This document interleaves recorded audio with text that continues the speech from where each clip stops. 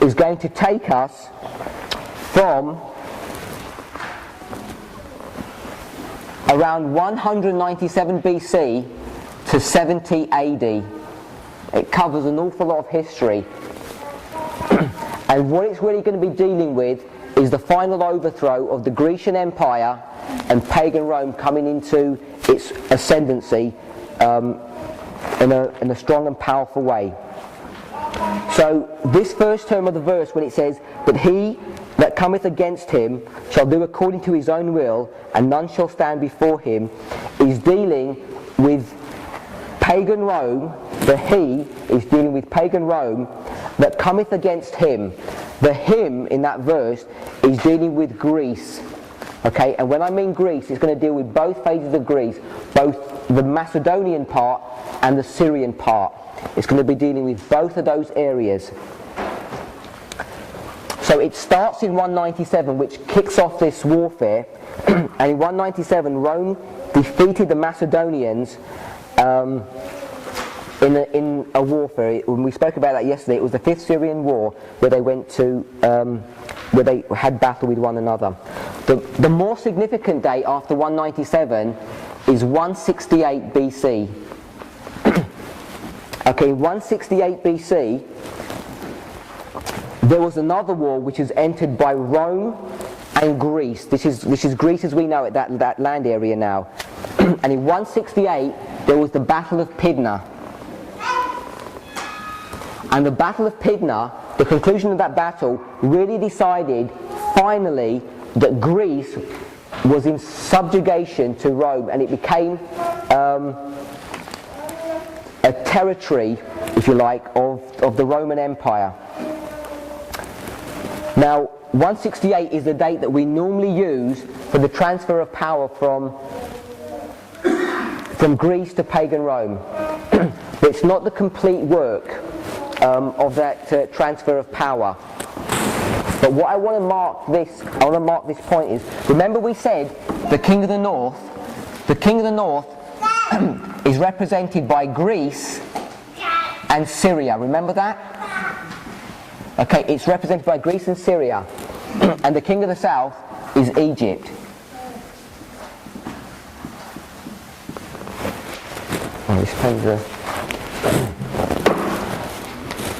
Where was Alexander's power base? In Greece. It wasn't Syria, was it? Okay.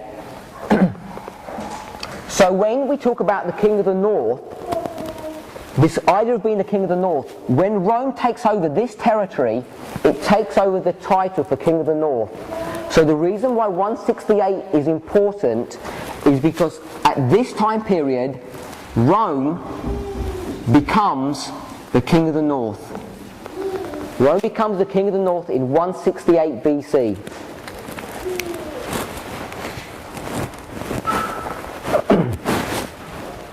The reason why that's important to understand is because you'll find that a power, and we're going to address this quickly hopefully, are people familiar that pagan Rome had to destroy 3 areas before it became the world power? Okay, if you're not familiar with that history, most of us, if not all of us, should be familiar that papal Rome, according to Daniel chapter 7, had to destroy 3 horns. We had the 10 horns of Daniel 7, he had to destroy 3 of them. We're all familiar with that. So you know that papal Rome had to destroy 3 powers but to become powerful. Okay, you'll find, and we'll go over this quickly, that pagan Rome before that had to do the same thing. And in both of those histories, you'll find that both of those powers become the king of the north before they attack the 3 territories. Before they attack the 3 territories, they already have the title for king of the north. So that's why 168 is important. 168 isn't the defeat of Grecian Empire, but it marks when Rome, pagan Rome in this instant, becomes the king of the north. Does that make sense? Okay, so Greece was the king of the north, and now pagan Rome is king of the north. Even though it's got the title of king of the north, it still hasn't destroyed this part of Greece. There's still this part to deal with, but it has received the title.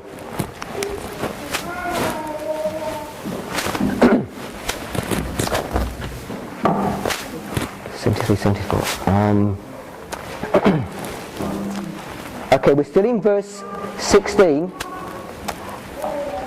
We're going to jump a large amount of history now, and we're going to come down to 63 BC.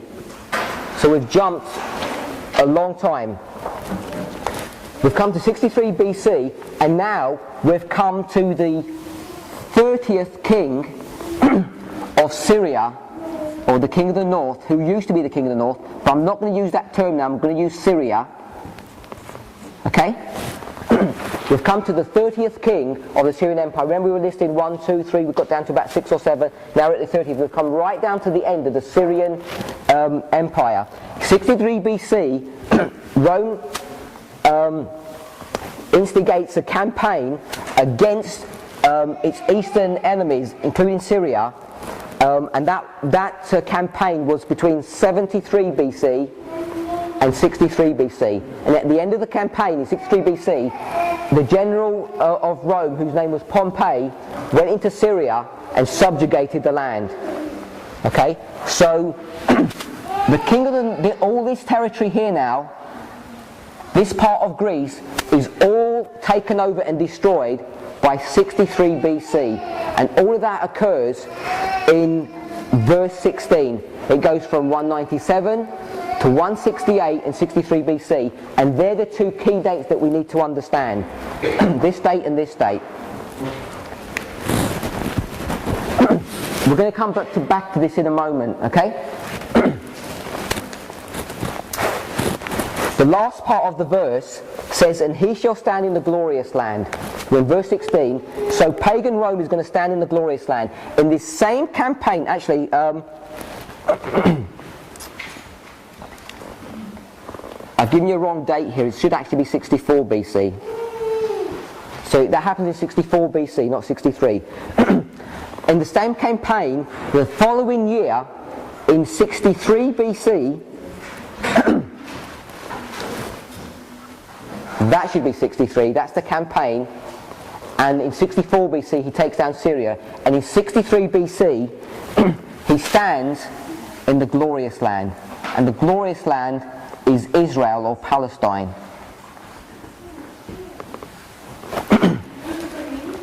The he is the king of the north, who is Rome. Pagan Rome at this stage. He became pagan Rome. Pagan Rome became the king of the north in 168 BC. Throughout the verses, all the pronouns almost invariably, I think 100% of the time actually, talk about the king of the north or the king of the south. In fact, they are all the time in the chapter, it's always dealing with the king of the north or the king of the south. And when he says he, so first of all he comes against the Grecia, this part of the empire, in 197, 168. Then he deals with Syria in 64 BC, and at the same time he then subjugates Israel, who had been in subjection to Greece up to this stage. So now we can see that Israel is now in subjection from Greece into Rome, into the Roman power. He became a king of the north before he conquered the three.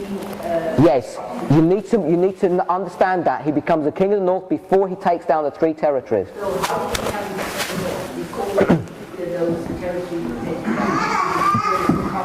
down? He takes it down because, remember, this idea of the king of the north, even though we were dealing, when we dealt with the four generals, we're dealing with mostly the Syrian part and the Egyptian part, and it's termed from the king of the north because it was Syria and Babylon, remember? This actual empire starts off from Greece or from Macedonia. So that's where, because that's the source of it, when he takes down this part of the empire, that's what qualifies him to do that. Okay?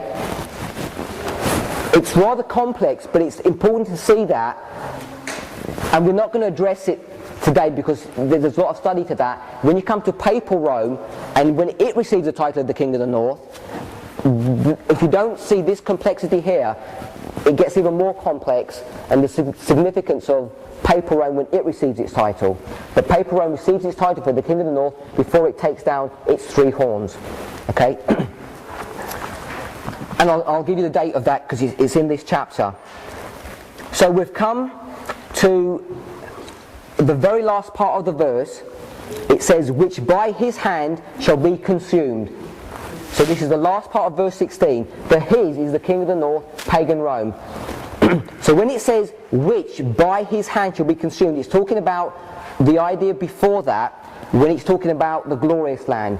So he enters the glorious land in 63 BC, and then the glorious land, it says, will be consumed or destroyed. So this destruction takes you down to AD 70. So we got down to AD 70, where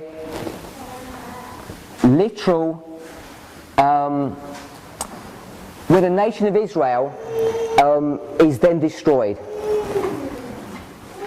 as a nation. Sorry? Yes, the nation of Israel essentially crumbles at that stage. So I'm going to erase all of this. We're into verse 17.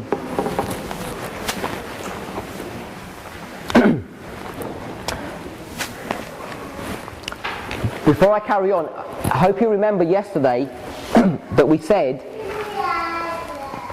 from verse 16 to verse 22 is covering the same history from verse 23 to verse 29/30. We'll get there. There might be some overlap on that. But this is covering the same time frame really. And they're both dealing with pagan Rome. Does everybody remember we went through that? Okay? The theme of this one, which is the one we're dealing with now, it has a theme that I've kind of entitled it. It's talking about how Rome rises and punishes or destroys God's people. That's the theme of what we're talking about now. From 16 to 22, yes. That's the theme of it. I'll give you the theme for the second part.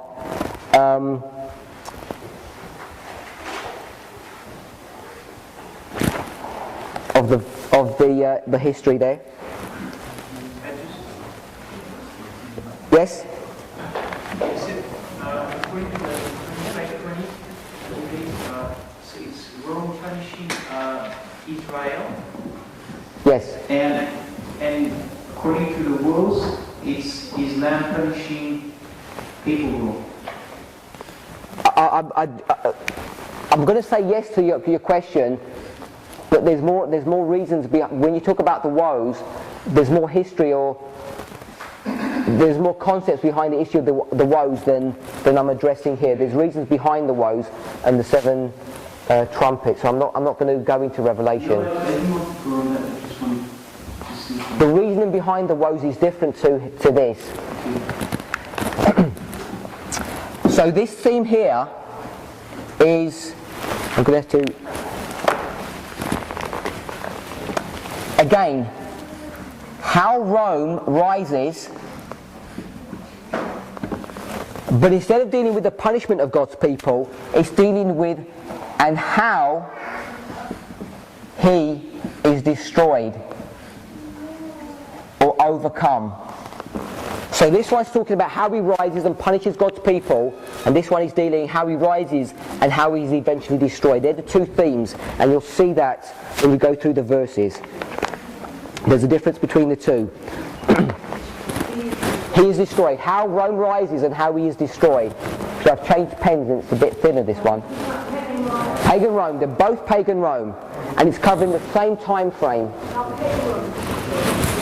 Pagan Rome. how pagan Rome rises, punishes God's people, and this theme is dealing with how he rises and is destroyed. So it goes back into history, into verse, when you get to verse 23, and we'll see that as we go through. So in verse 17,